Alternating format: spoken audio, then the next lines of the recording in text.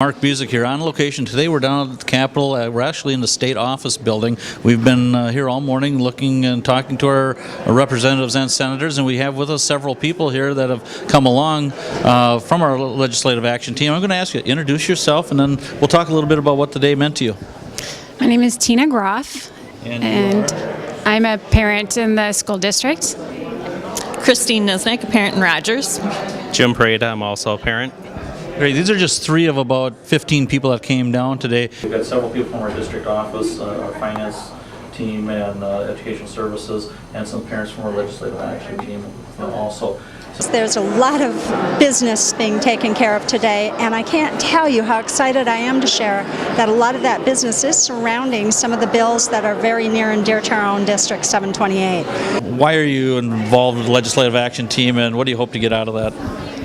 Well, I believe the kids need a good education, and the start of that is here in this building, getting our legislators to actually support education, fund education equitably. We don't run a high fund balance, and when you look at 3 to 4 million, we run a $130 million budget, and you have a checkbook of 3 or 4 million, and we see the future. What are we going to do about it? So shame on us if we don't fix it. And yes, I also agree that we need to make it known that there's differences between our district and other districts in the state, and that our kids are not funded equally, and so we need to make that known and show them firsthand what's going on in our district. How nice to have this impromptu time. We actually have some things in writing, which is hopefully helpful, but basically we're real interested in getting to the funding equity. We just finished up our visit to State Capitol, and what an awesome morning it's been. Everybody we talked to has been so supportive and so understanding of our cause. They see the common sense value of it. Yeah, just to help support the district get the funding I think it needs to adequately educate our children. Well, it's great these people take time off their schedule to come down here. What did you get out of today? Any highlights, lowlights? I was very excited and impressed of our legislators. They're familiar with our needs, and they seem to be very supportive. There's one piece with special ed, the whole mandate issue, and that I think Randy can show you the implication of some of those big numbers by the state capping the reimbursement for special ed. 68% reimbursement. Yes. So now we're receiving about 84% of that 68%, and it's causing us about $1 million gap in our funding. And when you project that out, down the road at the end of this biennium, You have a deficit. of about $3 to $4 million. Because this issue of special ed is a larger issue in larger districts.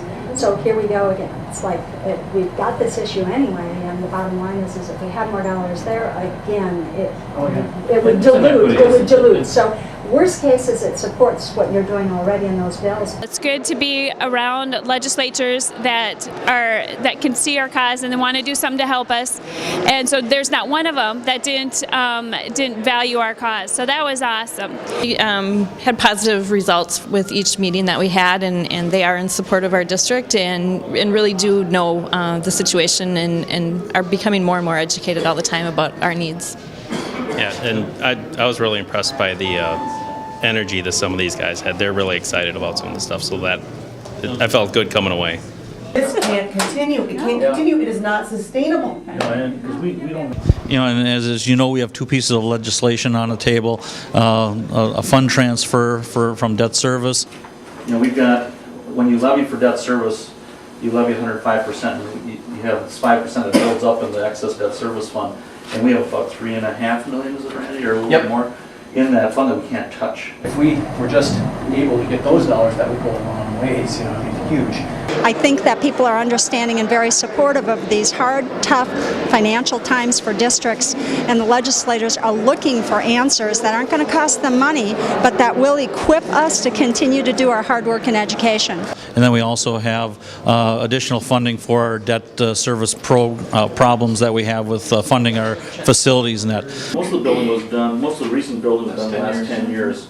And we carry, a little under $200 million debt. The funding equity is really a constant word around the Capitol, at least the legislators we were talking to, and most seem absolutely certain something will happen. Exactly how that's going to look yet, no one's sure, but I'm confident of that. The demographics of the district and kind of the financial pinch that we're in.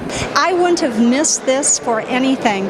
I just, as a matter of fact, I hope that we are able to schedule other sessions along the way, and I feel very open to some of the comments of legislators to request information from us or ideas from us as we come up with anything, that they will hear us out. It's so good to have the privilege of being able to come to our legislators and explain to them what it is that's near and dear to our heart. That is part of the American process, and it's good to be a part of that. So I'm very glad I was able to come and talk to our legislators. How do they know what's important to us if we don't tell them? Which really makes this a government of the people, does it not? On location down at the Capitol, Mark Busick.